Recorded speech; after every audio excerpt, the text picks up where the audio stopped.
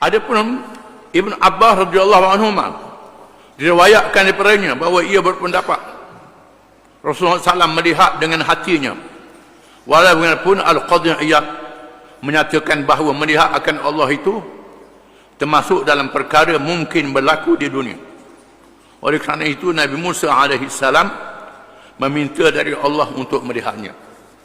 Di sana ada kisah Nabi Musa ketika Nabi Musa bermunajat di Gunung Tur Sinai, di mana Allah Ta'ala memberi keistimewaan kepada Nabi Musa AS menerima wahyu secara langsung daripada Allah Ta'ala. Adapun nabi-nabi yang lain, melalui malaikat Jibril. Malaikat Jibril. Nabi Musa secara langsung dia beri wahyu oleh Allah Ta'ala, tak melalui malaikat Jibril. Ini kelebihan Nabi Musa, kerana dia berdepan dengan raja yang paling zalim dalam sejarah manusia, Fir'aun, yang mengaku dirinya jadi Tuhan, yang menyembelih kanak-kanak, yang sangat zalim dan kejam. Nabi Musa diuji oleh Allah Ta'ala menghadapi Fir'aun yang sangat zalim. Maka Allah Ta'ala beri kelebihan, dia beri firman secara langsung daripada Allah Ta'ala, tidak melalui malaikat Jibril. Disebut dalam Al-Quranul Karim, Nabi Musa yang telah berhijrah ke Madian, membawa diri, kena berkahwin dengan seorang perempuan, orang soleh di Madian. Kemudian setelah menunaikan janjinya 10 tahun, Nabi Musa rindu balik ke Mesir semula. Dalam perjalanan sesak tengah jalan, udara yang sangat sejuk, disebut dalam beberapa surah dalam Quran. Nabi Musa cuba menghidupkan api dengan batu, tak nyala. Kemudian udaranya sejuk sangat. Tiba-tiba Nabi Musa nampak api dari jauh. Lalu dia beritahu ke isteri dia, tunggu di sini, dia nak pergi ambil, nak tengok tempat api itu, mudah-mudahan berjumpa dengan orang. Jumpa dengan orang, boleh ambil api dia, dan boleh jadi orang boleh tunjuk jalan di mana. Tiba-tiba Allah Ta'ala menunjukkan isyarat. Di tempat itu dia bertemu dengan Allah Ta'ala secara langsung. Secara langsung Allah Ta'ala kata, aku ni Tuhanmu wahai Musa. Dan terus Allah Ta'ala berfirman dengan Nabi Musa dalam kisah yang panjang dalam beberapa surah dalam Al-Quran Al-Karim. Kemudian Nabi Musa pernah meminta untuk melihat Allah Ta'ala. Firman Allah dalam surah Al-A'raf, "Walamma ja'a Musa limiqatina wa kallamahu rabbuhu qala rabbi arini anzur ilaik qala lan tarani walakin anzur ila al-jabali fa in istaqarra makanahu fasawfa tarani falamma tajalla rabbuhu lil-jabali ja'alahu dakka wa kharra Musa sa'iqa falamma afaqa qala subhanaka tubtu ilaik wa ana awwalul mu'minin qala ya Musa inni istafaituka 'ala an-nas birisalati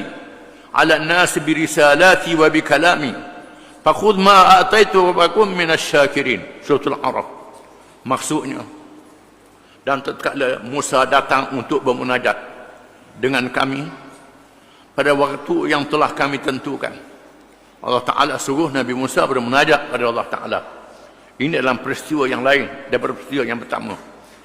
Setelah Fir'aun ditenggelamkan dengan bala tenteranya, Nabi Musa meninggalkan kaumnya, memilih beberapa orang kalangan kaumnya untuk bermunajat dengan Allah Ta'ala dengan perintah Allah Ta'ala. Nabi Musa pergi nak bermunajat, dan tatkala Musa datang untuk bermunajat dengan kami pada waktu yang telah kami tentukan, dan Tuhan telah berfirman secara langsung kepadanya, dia mendengar firman Allah Ta'ala secara langsung, bukan melalui wahyu malaikat Jibril. Berkatalah Musa, ya Tuhanku, perlihatkanlah diri engkau kepadaku untuk aku melihatmu. Nabi Musa kata, Rabbi arini anzur ilaik. Wahai Tuhan, izinkan aku nak tengok wajahmu wahai Tuhan. Nabi Musa minta. Tuhan berfirman, kamu sekali-kali tidak sanggup melihatku, Tuhan kata. Mu tak mampu nak tengok aku, Tuhan kata. Tetapi lihatlah pada bukit itu, lihat pada gunung Tur Saina. Gunung Tur Saina ni bukan gunung macam tempat kita, pasir, batu yang halus yang berkumpul, batu yang setokok. Gunung, batu yang setokok, yang pejal. Sila mu tengok ada gunung itu, wahai Musa. Maka jika dia tetap di tempatnya, nascaya engkau dapat melihatku. Kalau mu tengok gunung tertetap di tempat dia, mu boleh tengok aku, Tuhan kata. Tatkala Tuhan menampakkan dirinya pada bukit itu, Tuhan menjelma dengan sifat yang layak baginya. Tak sama dengan makhluk. Dia hancur luluh. Gunung Tur Saina yang besar itu hancur sama rata dengan tanah. Ini kehebatan Allah Ta'ala. Sama rata dengan tanah. Dan Musa pun tersungkur jatuh pingsan. Pingsan Nabi Musa. Setelah Musa sedar, kembali dia berkata, Maha suci engkau, aku bertaubat kepada engkau. Bertaubat, tak meminta arah, bertaubat. Bertaubat, dan aku orang yang pertama sekali beriman, kata Nabi Musa. Ini dalam kisah Nabi Musa. Dalam kisah yang lain, Bani Israel minta nak tengok Tuhan, lalu disambut peti, mati. Puak yang minta tengok Tuhan ni, dia sambut peti, mati. Dan Allah Ta'ala hidupkan semula mereka, supaya mereka sedar dan insaf. Allah berfirman kepada Musa, sesungguhnya aku memilih kamu lebih daripada manusia yang lain di zamannya untuk membawa risalahku, dan aku berfirman secara langsung denganmu. Sebab itu berpegang teguhlah kepada apa yang aku berikan kepadamu. Pegang dengan kitab Allah, kitab Taurat ini, wahai Musa. Dan hendaklah kamu termasuk di kalangan orang-orang yang bersyukur, wahai Musa. Para mufassirin, yakni ulama-ulama tafsir, menafsirkan yang nampak itu ialah tanda-tanda kebesaran. Yang dia nampak itu tanda kebesaran.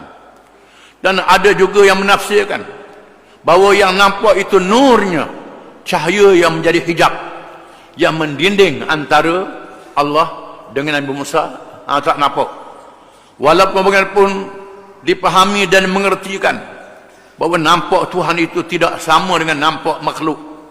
Sesungguhnya ruh dan jasad kita yang lemah ini tidak mampu menanggung untuk melihat Allah di dunia ini.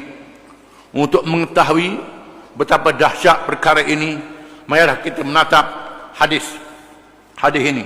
Anna Abi Musa al-Ash'ari radhiyallahu anhu qala qama fina Rasulullah sallallahu alaihi wasallam bi khamsi kalimatin faqala inna Allah azza wa jalla la yanam wa la yanbaghi lahu an yanam yakhbidu al-qista wa yurfa'u ilayhi amalul layli qabla amalin nahar وعمل النهار قبل عمل الليل حجابه النور وفي رواية النار لو كشفه لأحرقت سبحات وجهه ما انتهى إليه بصره من خلقه رواه مسلم. Hadis riwayat Muslim. Maksudnya dari Abi Musa al-Ash'ari radhiyallahu anhu berkata, Rasulullah SAW telah bangun kepada kami dengan menyebut 5 perkara. Ia bersabda, sesungguhnya Allah itu tidak tidur sekali-kali dan tidak layak baginya tidur. Allah Ta'ala tidak ada tidur baginya sekali-kali. Tak sama kita. Tak layak bagi Allah tidur. Allah sentiasa jaga, melihat, mendengar, mengetahui hambanya. Tak ada mengantuk dan tidur bagi Allah Ta'ala. La ta'khuduhu sinatun wala naum. Tak tidur dan tak mengantuk. Dia menurunkan bahagian dan mengangkatnya. Allah Ta'ala menurunkan bahagian dan mengangkatnya yang dia beri pada hamba-hambanya. Dia angkat kepadanya amalan siang dahulu daripada amalan malam, dan amalan malam dahulu daripada amalan siang. Allah Ta'ala angkat amal manusia tiap-tiap hari. Amal siang dia angkat waktu asar. Amal malam dia angkat waktu subuh. Dia angkat. Malaikat menunaikan giliran-giliran mereka untuk menulis amalan. Ini hadis yang sahih. Adapun hadis tukar buku Malam Nisfu Syaban, ini hadis maudhu' dan hadis dhaif. Orang kita duduk sambutlah tiap-tiap malam 10 waktu buku sambut. Ini hadis dhaif, hadis yang tidak sabit. yang hadis yang tak tepat. Hadis yang sahihnya ialah Allah Ta'ala mengangkat amal waktu pagi dan petang tiap-tiap hari. Ini yang berlaku, yang kita kena. Ini hadis yang sahih, bukannya setahun sekali. Hak kita sebut tahun sekali itu hadis dhaif, hadis yang lemah. Ada ulama mengatakan hadis maudhu', hadis yang palsu, hadis yang direka-reka. Yang menjadi hijab dindingnya ialah nur, cahaya atau api. Saya kata api. Kalau ia mengangkat hijab itu, kalau hijab ni dinding ni tak ada, nasai terbakarlah oleh sifat kesucian zatnya, apa yang berakhir ia melihat dari kalangan makhluk ciptaannya.